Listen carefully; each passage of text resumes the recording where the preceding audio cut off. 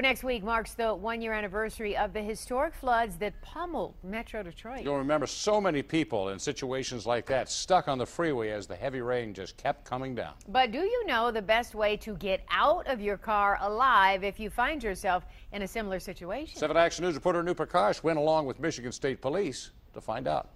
Who can forget this sight? Metro Detroit hit with an onslaught of rain last August. The freeways turned into waterways, leaving dozens of cars with nowhere to go. Look at all these vehicles off on the right side of I-696 westbound. You could just barely see the rooftops on some of these cars. The main concern, making sure no one was trapped in those vehicles. Michigan State Police Trooper Joel Kewen was on duty when that record-breaking rainfall came down. It was sort of a scary moment for everyone because it happened so fast. Kewen is a member of the MSP Underwater Recovery Unit, one of the first responders checking every vehicle. There was no visibility underwater because of the amount of dirt, and every time we'd either open a door or have to break a window to get inside, I kept thinking, I hope there's nobody in here.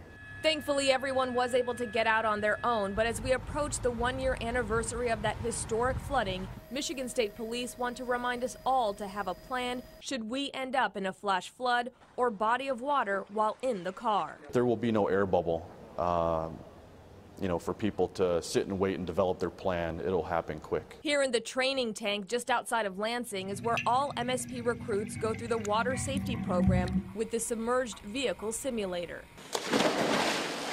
They practice their rescues and get a feel for the power of the water, even in a controlled environment like this. Our cameras went underwater with them.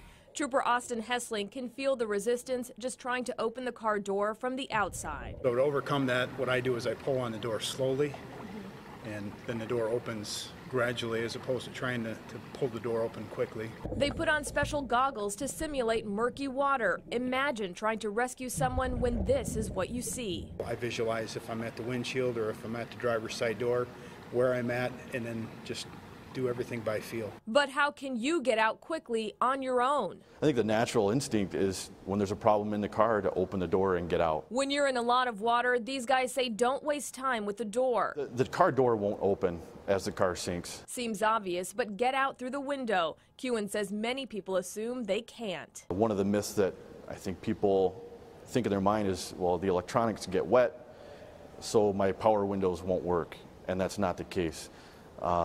Vehicle testing has shown that your electronic system will continue to work for up to 10 to 12 minutes. But flooding can happen so fast, every second matters. The average is generally 2.5 to 4 minutes. A car will be fully submerged. Within a few seconds of it being fully submerged, the air inside the car is gone. You can also keep a window punch like this on your keychain, something you can get online for less than $10. That will bust the window with one press. Window, seat belt, and exit.